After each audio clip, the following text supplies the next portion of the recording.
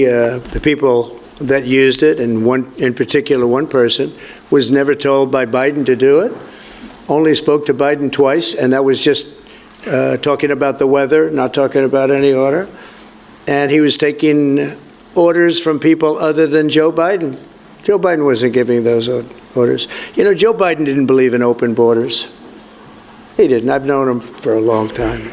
He was never the brightest bulb in the ceiling, as we know. You can go back 40 years ago and you'll see that. Go back and take a look at the hearings on Justice Thomas, and you'll see that very much. But he didn't believe in open borders and all of this nonsense that they're peddling now, which is why they're not in office any longer. It's a shame. The auto pen was illegal. It was illegally used. He never gave the orders. He never told them what to do. And I guess the only one he signed, or one of the few he signed, was the pardon for his son.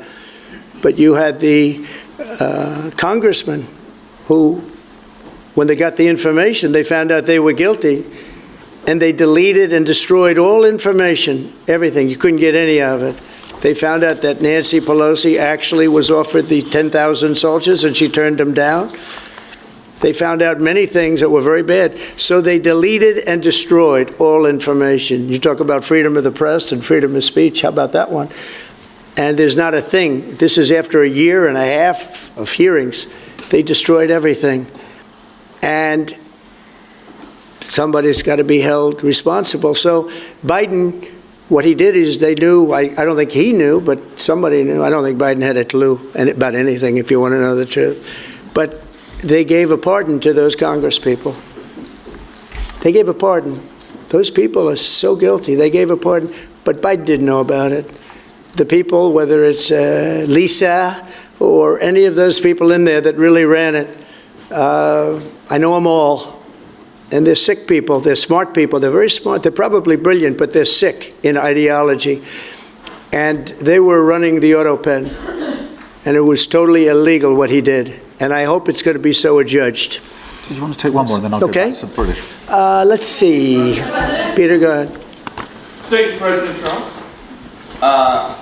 In the deal that you're working on for the Chinese to sell TikTok to an American buyer, are the Americans going to have to come up with their own algorithm, or are they going to continue to use the successful but addictive Chinese algorithm? So what we're doing, and we're speaking to President Xi on Friday to see if we can finalize something on TikTok, because there is tremendous value, and I hate to give away value, but I like TikTok. It helped get me elected. In fact, Charlie said, "Sir, you ought to get on TikTok. You'd be great." I said, "Really? Tell me about TikTok." And we, as you know, we did unbelievably well with youth, like at a level that no Republican has ever even dreamt of. And in what, you know, look, I think we won it for a lot of reasons, but that was a reason we won the election by such a big number. TikTok has tremendous value. The United States has that value in its hand because we're the ones that have to approve it. I specifically get the right to approve it. The people that are investing it are among the greatest investors in the world, the biggest, the richest, and they'll do a great job. And we're doing it in conjunction with China. But we are getting, the United States is getting a tremendous fee plus, I call it a fee plus, for just making the deal. And I don't want to throw that out the window. I can say this, that you'll have a lot of very unhappy youth. And I use TikTok very legitimately, very straight, just statements every day, little statements, short statements. "Sir, make it short, please." And TikTok Jack, we call him. It was pretty good. Did a good job for me, I guess. But no, I'd rather reap the benefits. I mean, the kind of money we're talking about is very substantial, and it'll be owned by all American investors and, you know, the best investors and the, you know, very rich people and companies are going to be owning it. Very, very straight, very legitimate companies, and really companies that love America. So they're going to be owning it. It's a big thing. And on a much bigger scale, and probably that's why we were able to get that, but on a much bigger scale, we're pretty close to a deal. We may do an extension with China, but it's an extension based on the same terms that we have right now, which are pretty good terms. And my question for Prime Minister Starmer, if you feel so strongly about officially recognizing Palestine for statehood, why are you waiting for President Trump to leave the country? Why can't you just do it right now? And isn't there a risk in rewarding Hamas with that? Well, let me be really clear about Hamas. They're a terrorist organisation who can have no part in any future governance in Palestine. And what happened on October the 7th was the worst attack since the Holocaust. We have extended family in Israel. I understand firsthand the psychological impact that had across Israel. So I know exactly where I stand in relation to Hamas. Hamas, of course, don't want a two-state solution. They don't want peace. They don't want a ceasefire. So I'm very clear where I stand on Hamas. Okay. On the question of recognition, I made my position clear at the end of July as to the timing, which has got nothing to do with this state visit, and I've discussed it with the President, as you would expect, amongst two leaders who respect each other and like each other and want to bring about a better solution in the best way that we can. Thank you so much. Can I go back then to Robert at ITV? Robert Peston, ITV. Mr. President, you alone in the whole world, have the power to persuade Prime Minister Netanyahu to stop the demolition of Gaza City, to stop the starvation of Palestine, and to stop the killing of civilians. If not now, when will you exercise that power to tell him to stop? Sure. And then for both of you... But you do understand about October 7th. You do understand. So believe me, I understand. One of the worst days in the history of humanity. What happened, I have seen the tapes. Babies that are 4 months old and just chopped up to pieces. And you've seen the tapes and I've seen the tapes. You're a professional and so am I. And people forget about October 7th. I can't forget about it. So I want it to end, but I want the hostages back. I don't want the hostages used as human shields, which is what Hamas is threatening to do. But as soon as they're back, that's the moment you will tell Netanyahu to stop. Well, it would certainly help, but I have to have the hostages back. And I don't want them back piecemeal, as I said before. I want them back. And on a separate issue, free speech, your Vice President Vance said that free speech is under attack in the UK. Do you agree with him? And Prime Minister, we saw the dismissal of a very well-known chat show host in America last night, Mr. Kimmel. Is free speech more under attack in Britain or America? Well, Jimmy Kimmel was fired because he had bad ratings more than anything else, and he said a horrible thing about a great gentleman known as Charlie Kirk. And Jimmy Kimmel is not a talented person. He had very bad ratings, and they should have fired him a long time ago. So, you can call that free speech or not. He was fired for lack of talent.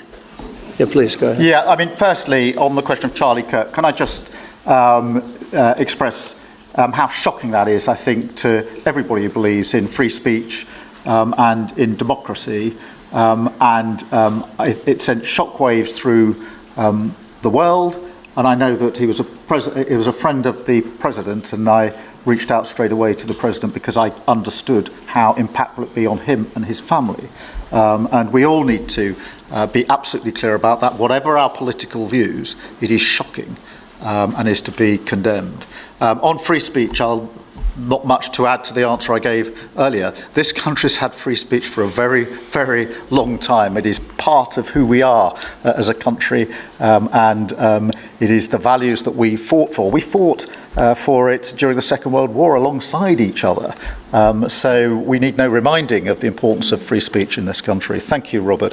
And I go to Beth for the final question, please. Beth. Thank you so much. Sky. Thank you, Beth Rigby, Sky News. Thank you, Prime Minister. If I could start with you. Prime Minister, President Trump has said he's ready to impose major sanctions on Russia if NATO countries stop purchasing Russian oil. He's got a point, hasn't he? Is that what you now believe is needed to bring Putin properly to the table? And what's your message to the President on US sanctions? And Mr. President, if I may, the King praised your personal commitment last night to finding solutions to the world's most intractable conflicts. You have invested much of your time and effort in Ukraine, but even as you seek to broker a deal, President Putin is escalating the war. He's firing drones into NATO airspace. You say he has let you down. Was it a mistake to invite him to Alaska? Do you regret it? No, And is it no. time to squeeze him, sir, and scare him and impose sanctions? And finally, if I may, the elephant in the room, Lord Mandelson, he is no longer the ambassador. Do you have some sympathy with him that he lost his job over historic links to Jeffrey Epstein? Thank you very much, sir. I don't know him, actually. I had heard that, and I think maybe the Prime Minister would be better speaking of that. That was a choice that he made, and I don't know. What is your answer to that? Well, I mean, it's very straightforward. Some information came to light last week which wasn't available when he was appointed, and I made a decision about it, and that's very clear. On the question of the pressure on Putin and on Russia, which is obviously really important, look, I think it is a challenge to Europe. There are a number of European countries which are too reliant on energy from Russia. The UK actually obviously has almost got nothing at all, but we do need to bear down and work with our European counterparts here. There are one or two countries, I think, that do need to look again at the question of energy. There's no one silver bullet here. We do have to have a wider suite of sanctions, which we've put in place a number of times, working across Europe and with the United States.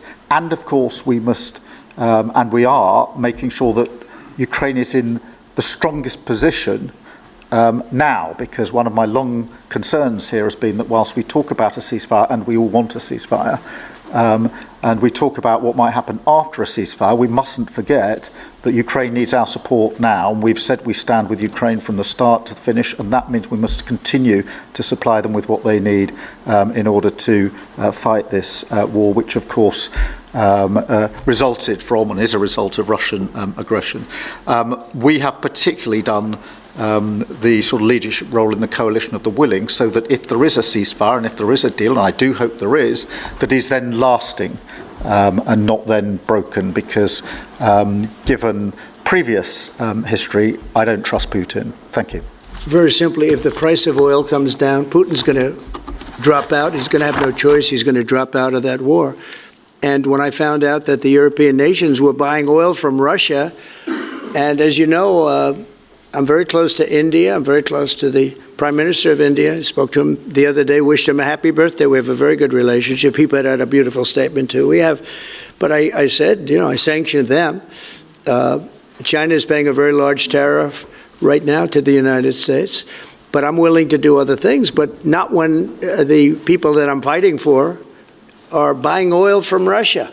If the oil price comes down, very simply, Russia will settle.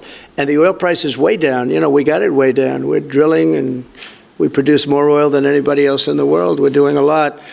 But I was disappointed to see that. And the Prime Minister was disappointed to see that. And it wasn't him. It was other countries. And you can't do that. You can't do that. You can't. That's not playing fair with the United States. And we can't have that. Thank you. Thank you very much indeed. Thank you.